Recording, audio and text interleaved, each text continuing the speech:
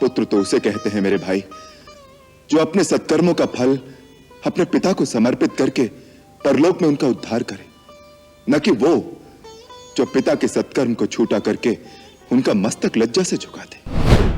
कोई किसी की मृत्यु का कारण नहीं होता, काल स्वयं मृत्यु का कारण बना लेता है।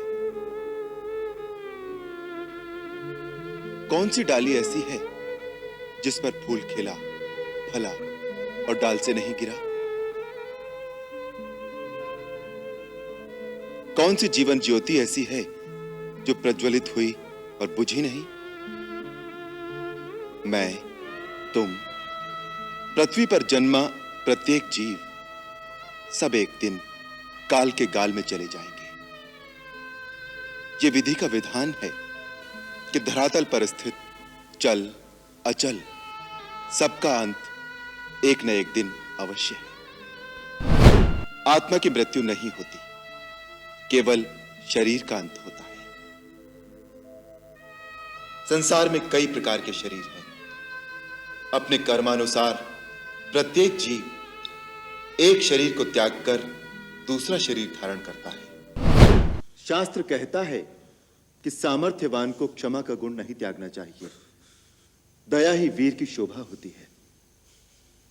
देवगुरु बृहस्पति ने राजनीति की शिक्षा देते हुए कहा है, निजी क्रोध की अभिव्यक्ति के लिए किसी एक व्यक्ति को पाप का दंड देते हुए यदि उसकी प्रजा और निर्दोष प्राणियों का सर्वनाश होने की संभावना हो तो वीर पुरुष निज रोष का शमन करके क्षमा के गुण को अपनाए और शत्रु को अपने पाप के प्रायश्चित करने का अवसर दे। यही राजधर्म है, यही राजनीति है। माता, मैं तो केवल इतना ही जानता हूं कि भगवान के निकट जाति पाति, ज्ञान, धर्म, कुल, गुण और चतुराई का कोई मोल नहीं होता। वो तो केवल भक्ति के नाते को ही सच्चा नाता मानते हैं। संसार में 3 प्रकार के प्राणी होते हैं।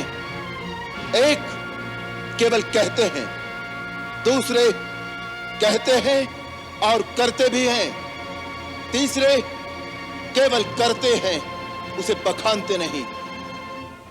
तुमने अभिमानवश बखान तो बहुत कर लिया, अब करके क्या दिखाओगे यह तो इतिहास ही बताएगा। मान लिया हमने भ्रम से नारायण को नहीं पहचाना, मान लिया अपने चित्त के मोह में एक स्त्री का हरण कर लिया, मान लिया अपने गौरव और अहंकार में हमने किसी का परामर्श नहीं सुना। इन सब बातों की चर्चा करने से इतिहास पीछे नहीं मुड़ जाएगा। जो बीत गया बुद्धिमान उसका शोक नहीं करते, भविष्य की चिंता कर्मयोगी नहीं करता। इस समय इस क्षण क्या करना है उसका ही निश्चय आवश्यक हो जाता है।